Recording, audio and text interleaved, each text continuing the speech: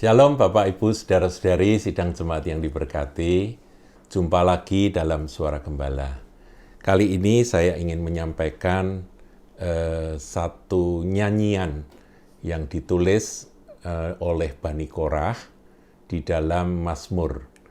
Saudaraku, kitab Mazmur ini penuh dengan nyanyian-nyanyian pujian kepada Tuhan, tapi juga merupakan satu ekspresi dari si pemazmur itu bagaimana akan suasana hatinya.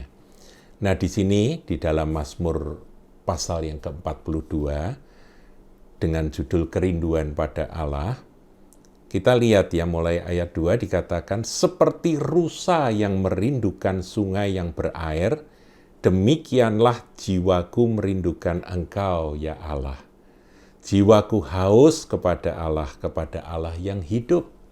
Bilakah aku boleh datang melihat Allah? Dan seterusnya.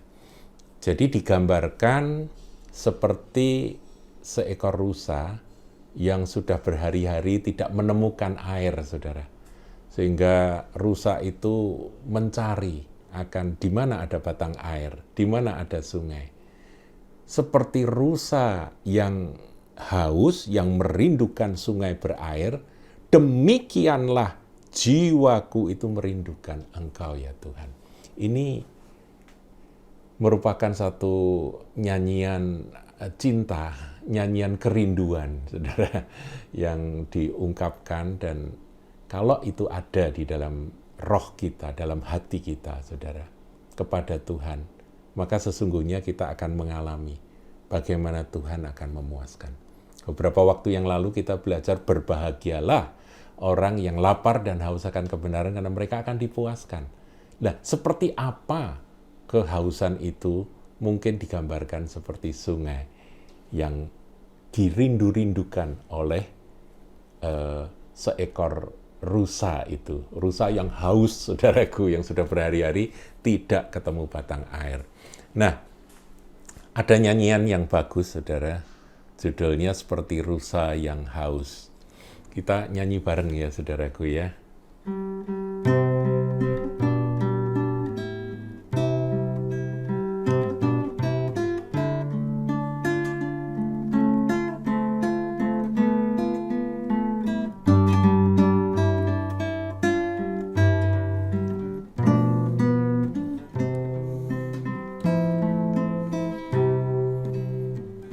Seperti rusa yang haus, rindu aliran sungaimu.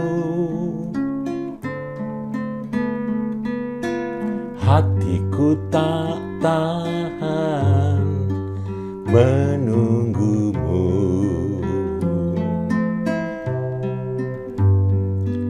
Bagai padang gersang menanti datangnya hujan, begitupun jiwaku, Tuhan. Hanya Engkau pribadi yang mengenal hatiku. Tiada yang tersembunyi bagimu, seluruh isi hatiku Kau tahu dan bawaku. Lebih dekat lagi padamu, tinggal dalam indahnya dekapan kasih-Mu. Saudaraku, nyanyian ini indah. Saya senang dengan lagu ini, meskipun suara saya tidak terlalu bagus, tapi saya suka dengan lagu ini. Sebab ini menggambarkan kehausan kita. Dan apa yang terjadi ketika kita benar-benar lapar dan haus akan Dia. Rindu untuk jumpa dengan Dia. Kita lihat janji Tuhan, saudaraku, dalam Yohanes pasal yang ke-7. Ketika Tuhan Yesus menyampaikan ini, perhatikan saudaraku, 3 ayat ini, yaitu ayat 37, 38, dan 39 di dalam Yohanes pasal 7. Ada janji yang luar biasa. Tapi janji ini hanya diberikan pada mereka yang haus. Sekali lagi, haus. Saya bacakan saudaraku, judul perikopnya air sumber hidup. Dan pada hari terakhir, yaitu pada puncak perayaan itu, Yesus berdiri dan berseru. Yesus berseru dengan suara nyaring, "Barang siapa haus, baiklah ia datang kepadaku dan minum." Diawali dengan kalimat barang siapa haus. Ini syarat mutlak, saudara. Orang kalau nggak haus, ya mereka pasti tidak membutuhkan air. Tapi ketika haus, Tuhan mengundang, ayo datang padaku dan minumlah. Berapa waktu yang lalu kita belajar ya, berbahagialah orang yang lapar dan haus akan kebenaran karena mereka akan dipuaskan, dan itu yang Tuhan maksudkan. Nah, bagaimana Tuhan itu menggambarkan kepuasan yang akan diterima oleh orang-orang yang percaya kepada Dia? Kita akan lihat.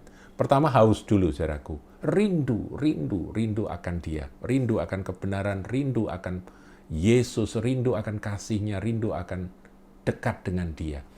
Nah, barang siapa haus, baiklah ia datang kepadaku dan minum. Kemudian ayat 38, barang siapa percaya kepadaku. Jadi kita ini harus percaya kepada Yesus. Percaya pada pribadi Dia yang mengenal akan segala isi hati kita, segala kelemahan kita, segala keberadaan kita.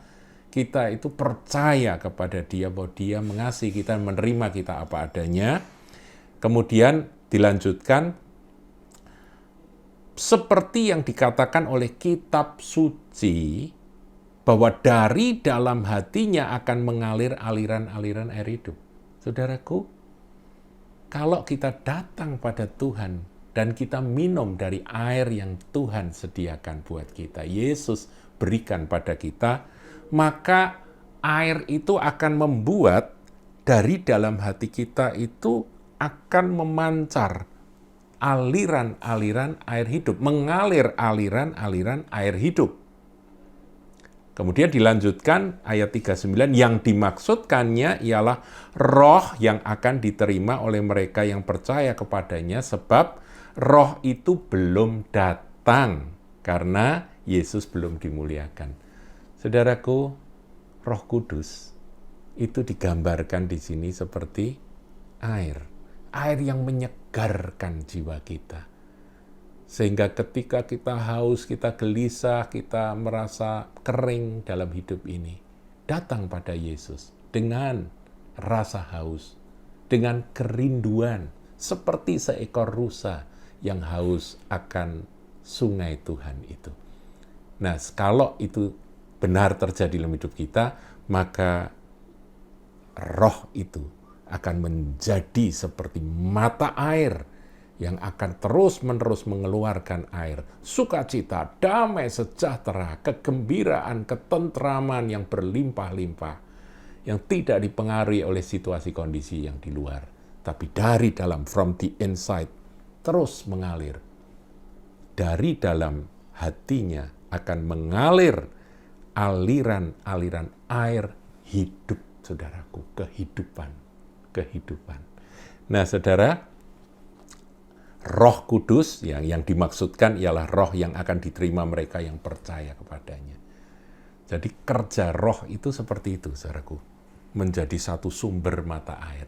Dan itu Tuhan juga sudah sampaikan di dalam Yohanes pasal yang keempat, ketika Tuhan berbicara pada perempuan Samaria di sumur Yakub, ya, di perigi Yakub. Tuhan Yesus katakan, barang siapa minum air ini, ia akan haus lagi. Kalau kamu minum dari air sumur perigi Yakub itu, kamu akan haus lagi. Nah, itu gambaran daripada pemuas pemuas kebutuhan yang ada di dalam hati manusia, dalam diri manusia. Apa saja, cari hiburan, cari kesenangan, apa saja, itu akan haus lagi, saudara. Tetapi kalau engkau minum dari air yang Tuhan Yesus berikan, dikatakan di ayat 14, tetapi barang siapa minum air yang akan kuberikan kepadanya, ia tidak akan haus untuk selama-lamanya. Oh, enak sekali, saudara. Kita nggak akan pernah haus. Sebaliknya air yang akan kuberikan kepadanya akan menjadi mata air dalam dirinya. Karena saudara punya mata air, jadi saudara nggak pernah haus lagi. Begitu saudara haus, saudara langsung dipuaskan dengan air, karena dalam diri Anda ada mata air dalam dirinya. Yang terus-menerus memancar sampai kapan, saudaraku? Sampai kepada hidup yang kekal. Sampai nanti kita jumpa dengan Tuhan. Itu janji Tuhan, itulah Roh Kudus yang Dia janjikan. Hanya Engkau pribadi yang mengenal hatiku, tiada yang tersembunyi bagimu. Seluruh isi hatiku Kau tahu dan bawaku untuk lebih dekat lagi padamu, tinggal dalam indahnya dekapan kasih-Mu. Tuhan Yesus memberkati.